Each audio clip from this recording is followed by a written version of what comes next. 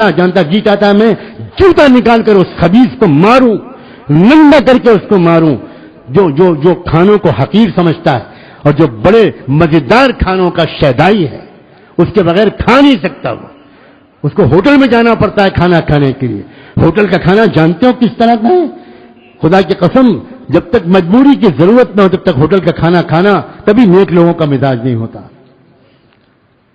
کیا لوگوں نے سمجھا ہے؟ کیا ہے دین؟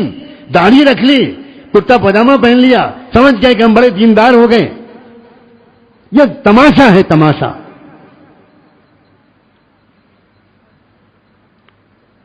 حضرت خواجہ باقی باللہ رحمت اللہ علیہ، جانتے ہو ان کے کھانے پکانے والے کی شرط کیا ہوتی تھی؟ فرمایا کرتے تھے میں صرف اس شخص سے کھانا پکواتا ہوں جس کا دل ایک لمحے کے لیے اور جس کی زبان ایک لمحے کے لیے اللہ کی یاد سے غافل نہ ہوتی،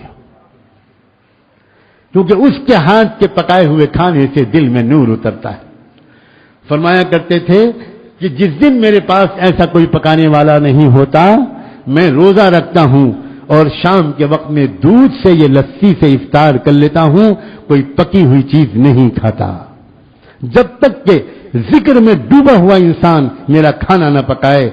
یہ تو مقام ہے ہمارے بزرگوں کا، اور ہم جا رہے ہیں کافروں، مشرکوں، ناپاکوں، جنوبیوں، بدکاروں اور فاسقوں اور فاجروں کے ہاتھ کے کھانا کھا کر، اور وہ بھی فاسٹ فوڈ کھا کر اور جنک فوڈ کھا کر اور چائنیز فوڈ کھا کر جس میں جیلیٹن ملی ہوئی ہوتی ہے، اور جیلیٹن حرام ہے، اس میں کوئی شک نہیں ہے، کوئی شک نہیں.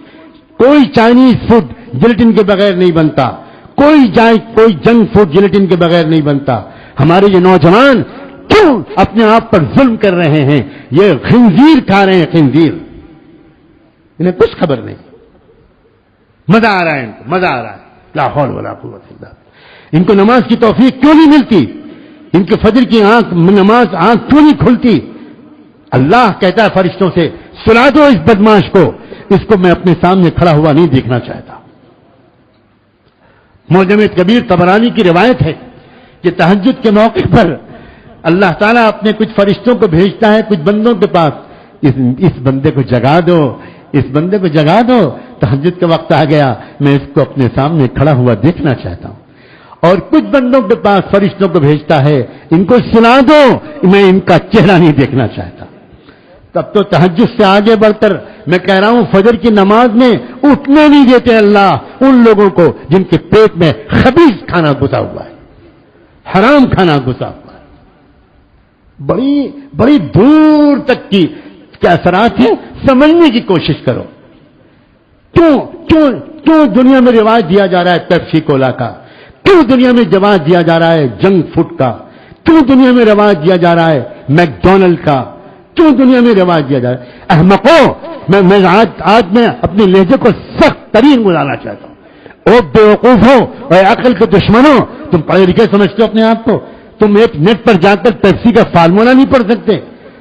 تم جا کر میکڈونلڈ پر ریسرچ نہیں کر سکتے؟ میکڈونلڈ میں لندن میں انسانوں کا گوشت پکڑا گیا ہے.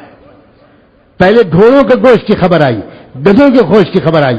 انگلینڈ کے اخبارات میں فوٹو چھپا کہ وہاں مردہ انسانوں کا گوشت میکڈونلڈ میں استعمال ہو رہا ہے.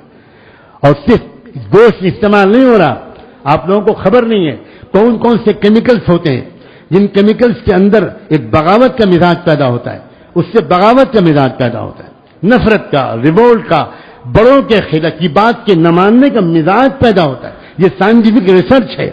اور وہ یہ سارے ڈرنکس میں اور یہ سارے کھانوں میں اور یہ سارے چائنیز فوڈ میں جو مسالے ڈالے جا رہے ہیں ان میں وہ کیمیکلز ہیں جن کیمیکلز کے اندر جاتے ہی انسان کے اندر ماں باپ اور اپنے استادوں، اپنے پیر، اپنے شیخ اس کے خلاف بغاوت کا مزاج پیدا ہوتا ہے.